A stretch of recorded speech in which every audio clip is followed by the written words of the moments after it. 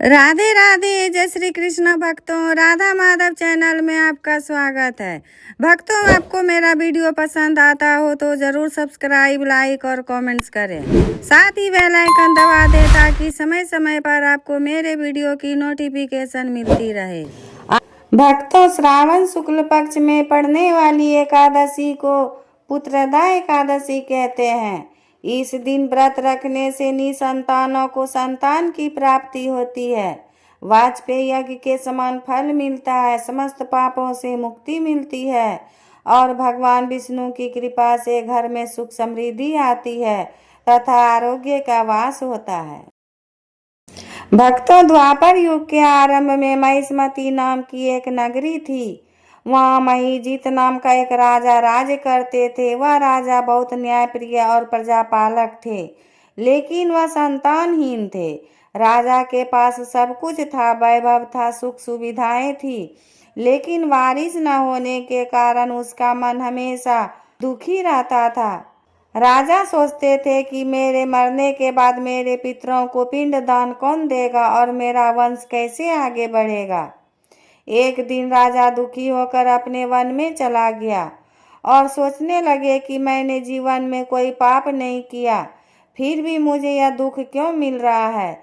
इसी सोच में वह एक पेड़ के नीचे बैठ गया। तभी उसे कुछ दूरी पर मुनियों और ऋषियों के आश्रम दिखाई दिए। राजा तुरंत उन महात्माओं के पास पहुंचा। वहां लोमस ऋषि नाम के एक महान ज्ञानी महात्मा रहते थे, जो भूत, भविष्य और वर्तमान तीनों काल की बातें जानते थे। राजा ने उन्हें प्रणाम किया और अपनी सारी व्यथा सुनाई। उन्होंने हाथ जोड़कर कहा, हे महर्षि, मैंने अपने जीवन में कभी अधर्म नहीं किया, प्रजा की सेवा की है, फिर भी मेरा जीवन सूना है। मुझे संतान सुख क्यों नहीं मिला? कृपया मेरे इस कष्ट का निवारण करें। लोमस ऋषि ने थोड़ी देर नेत्र बंद करके राजा के पूर्व जन्म का हाल देखा। फिर उन्होंने कहा, राजन, तुमने पिछले जन्म में एक बहुत बड़ा पाप किया था। तुम पूर्व जन्म में एक निर्धन वैश्य थे। एकादशी के दिन तुम दोपहर के समय एक जलाशय पर पानी पीने गए। उसी समय वहां एक प्यासी गाय अपने बछड़े के साथ पानी पी रही थी। तुमने उस प्यासी गाय को पानी पीने से हटा दिया और खुद पहले पानी पीने लगे। एकादशी के दिन भूखे रहने और प्यासी गाय को हटाने के पाप के कारण तुम्हें इस जन्म में यह संतानहीन का भारी कष्ट भुगतना पड़ रहा है। लेकिन यदि तुम प्रायश्चित करना चाहते हो तो श्रावण शुक्ल पक्ष की पुत्रदा एकादशी का व्रत विधि विधान से करो। तुम्हारे इस व्रत के पुण्य से तुम्हारी यह बाधा अवश्य दूर होगी। लोमस ऋषि के वचनों को सुनकर राजा महीजीत और उसके मंत्री व प्रजाजन बहुत प्रसन्न हुए।